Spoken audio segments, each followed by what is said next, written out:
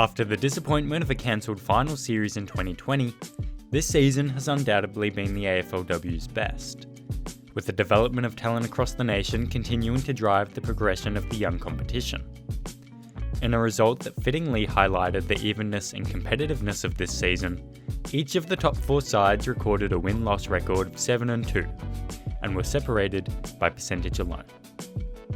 Ultimately, the first place Crows would prove to be too good at home for Melbourne in last week's first prelim final, while Brisbane managed to edge past a Collingwood outfit that had dominated the early part of the season in a thriller at the Gabba. And so, for the second time in 3 years, the AFLW Grand Final will return to the Adelaide Oval, where the league will be hoping for a repeat of the 53,000 strong crowd that packed the ground to watch Adelaide defeat Carlton in 2019.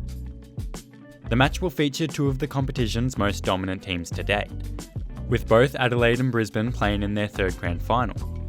However, while the Lions are still searching for their first win, the Crows are 2-0 in the Big Dance, and will start favourites to win their 3rd AFLW trophy on Saturday.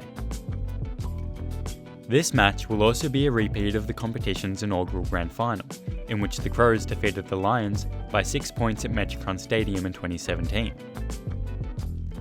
Led by 2-time league best and fairest winner Aaron Phillips, Adelaide are undoubtedly the powerhouse of AFLW. Their ball movement starts from the back. The Crows set up extremely well around the ground and often push numbers behind play, a structure that dramatically slows the advance of opposition attacks and prevents any easy goals out the back. It also has the added bonus of allowing players around the contest, like midfielder Ebony Marinoff and 153cm forward Rochelle Martin, to apply intense pressure to the ball carrier. When the ball is turned over, Adelaide are decisive in how they move the ball forward, either grouping together to create handball chains up a wing, or backing their elite kicking skills to chip the ball up the ground and find a target inside 50. Prolific midfielder Marinoff has put together another immense season for the Crows. Of her league-leading 24.1 disposals per game, almost half are contested, while she also ranks 6th in the competition for tackles with 6.8. She's been well supported this season by Anne Hatchard, and together they share the record for the most disposals in an AFLW game with 35. While Phillips often features at centre bounces, the Crows' midfield depth has allowed her to spend more time forward this season, where a 5.2 score involvements per game means she's personally had a hand in just over a third of Adelaide's scores this season. While Brisbane and Adelaide both dominated the competition's early seasons, the Lions have been forced to chart a slightly different path over the past few years, losing 16 players to expansion sides in a 12-month period. With a focus on building a more sustainable, long-term list, the Lions have recruited well to supplement the core of experienced players who remained, and are now among the competition's top teams once again. Down back, they are anchored by a formidable pairing in Kate Lutkins and captain Emma Zilke, who haven't missed a game for the Lions since the AFLW began. When moving the ball forward, Brisbane's style is in direct contrast to that of Adelaide's. They like to move the ball quickly from back to forward and put defences under pressure through rapid ball movement through the centre corridor. This utilises the exciting skills and pace of halfbacks and wingers such as Orla O'Dwyer and Sophie Conway, and has the added advantage of getting the ball into the hands of young key forward Dakota Davidson as quickly as possible. She's proven to be a constant threat up forward this season, with 16 goals for the year, including 3 crucial majors in the prelim last week, while Jess Wushner and Courtney Hodder are dangerous when the ball hits the ground. While they don't possess midfielders who produce huge disposal numbers, Ali Anderson has recorded another consistent season with 18.1 possessions a game.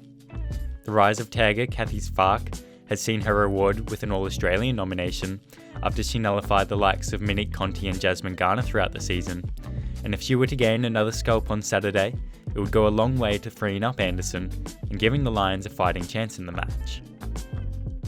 In true modern football fashion, this grand final will see 2 contrasting systems go head-to-head, with the main question being whether Brisbane will be able to avoid the trap laid by Adelaide's defensive structure that so effectively snared Melbourne in the preliminary final. Key to this will be their ability to move the ball quickly and take the game on, preventing the Crows from getting numbers back in transition. When they met in round 4, the Crows claimed an away win over the Lions, and while both teams recorded a similar number of kicks that day, the Crows had 30 more handballs, a trend which is consistent with both team stats over the entire season and is reflective of both the Crows' midfield dominance and their willingness to share the ball around rather than play directly. Phillips was also key to the Crows' success that day, booting 4 goals and collecting 21 possessions. It's unlikely that any one defender will be good enough to shut her down entirely, and a full team approach will be required to curb her influence.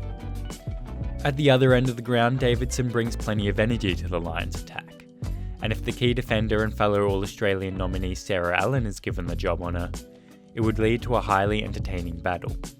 Although another option could be the versatile Stevie Lee Thompson, who has spent time both forward and back this year. Thompson's counterpart at Adelaide is captain Chelsea Randall, who has played both centre-half forward and back this year, but in a major blow will miss the game under the AFL's new concussion protocols, following a heavy collision in the win over the Demons. In the centre of the ground, Svark is expected to line up alongside Marinoff. However, don't be surprised if the Lions accept that her contested game is simply too good, and decide that they're better off locking down Hatchard's running instead. Adelaide will be hard to go past, a team that's done it twice before and knows what it takes to win a grand final. But the Lions will be spurred on to get revenge for Season 1 and mend the broken hearts of Lions fans by becoming just the 3rd club to win the competition. We're so desperate to win it. It's not just us, it's the whole team, the coaches. Everyone in the Lions environment is desperate to win, Anderson told Women's.afl. So who do you think will take the cup on Saturday? And what have you enjoyed most about this AFLW season? Leave your comments below and subscribe to Footy A to Z for more footy content.